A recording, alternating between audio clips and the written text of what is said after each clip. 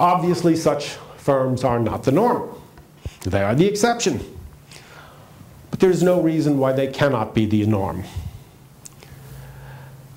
As Rahm Emanuel has famously noted, never let a crisis go to waste.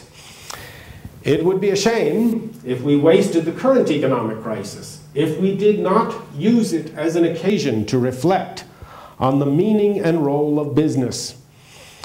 I believe that Benedict provides us with the intellectual and spiritual tools to reflect on this crisis and on what we must do with it. Caritas, love in truth, can and should be the focus of this reflection for all faithful Catholics. Love, caritas, is not sufficient to enable one to found a business. A good deal of technical knowledge is required as well. But such knowledge is likely to go astray if not enlightened by a vision of love for one's neighbor. There must be a continuous dialogue between love and truth. Or as Benedict puts it, there is always a need to push further ahead. This is what is required by charity and truth. Going beyond, however, never means prescinding from the conclusions of reason, nor contradicting its results. Intelligence and love are not in separate compartments. Rather, love is rich in intelligence, and intelligence is full of love. Thank you.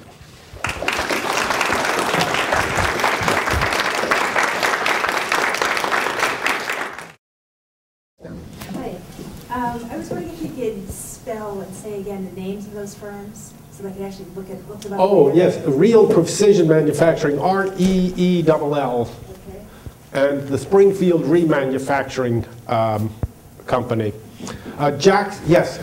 Let me just say about Real Precision Manufacturing, the owners of which I happen to know. Oh, wonderful. You will find the company and its method richly described in a book by Michael J. Naughton and Helen Alford called Managing as If Faith Mattered.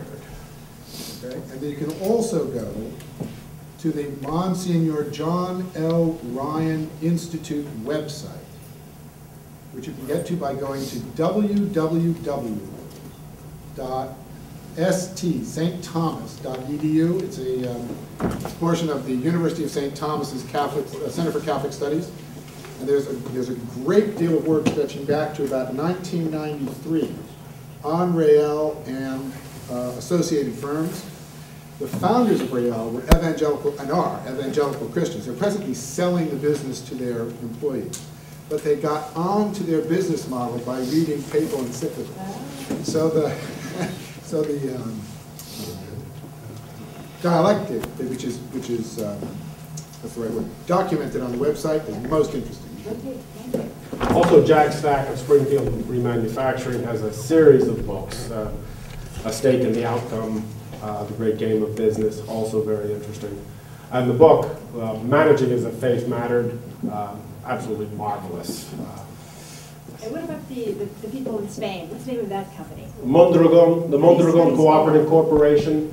Mondragon. I have a book back there, Jobs of Our Own, which gives a history of distributism, but also it gives a very good history of Mondragon and of several other cooperative movements. So the name is Jobs in Our Own. Bring the subtitle. Yes, sir. I was one of those entrepreneurs. I had my own company for 19 years, and then I identified with so much stuff you were talking about. It's incredible. But, you know, there's one thing also that I think that the large corporations, fail to do is but everything is determined by what happens next week or next quarter. There's no 5-year plan. There's no plan for the future. I mean, down the line for what happens with the community. I mean, all that's tied in. It's all a numbers deal because it's all run by the accountants now. And, excuse me, attorneys, okay? People, I mean, in so many instances I found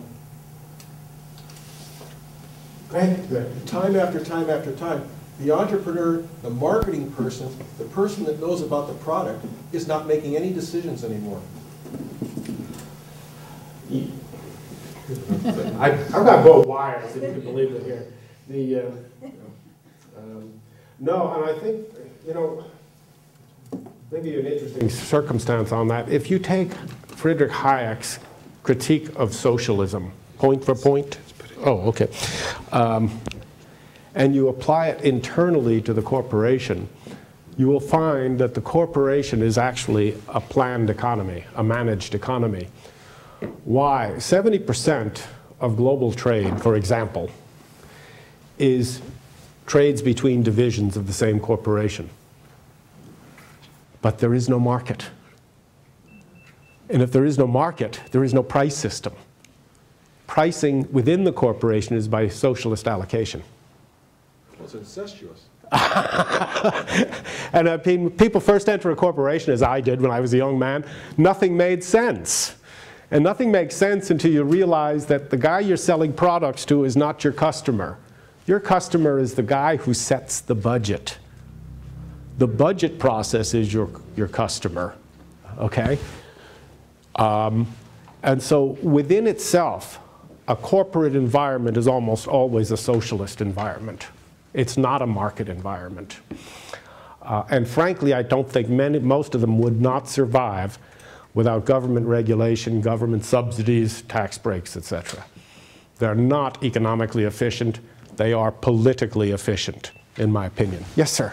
Yeah, you mentioned that corporations, they have stockholders as their main customer in a way. I think that's pretty erroneous. They have their board of directors and CEO as the main, because many times corporations don't give a hoot about stockholders. They screw the stockholders, to use a very technical term, and they fill up their pockets with money which they really need for survival of the corporation. Example, Texas Enron, right down the road from you. Yes. So, you know, I hear time and time again that corporations and stockholders are so. I think stockholders are taken for a big ride in this country, and the corporations are not responsible, actually. I think this is such an excellent point. The theory is that the stockholder rules. The reality is that the stockholder has almost no power within the corporation. John Bogle, who was the president and founder of the Vanguard investment funds, a very large group of mutual funds, has written an excellent book on that topic, The Battle for the Soul of Capitalism.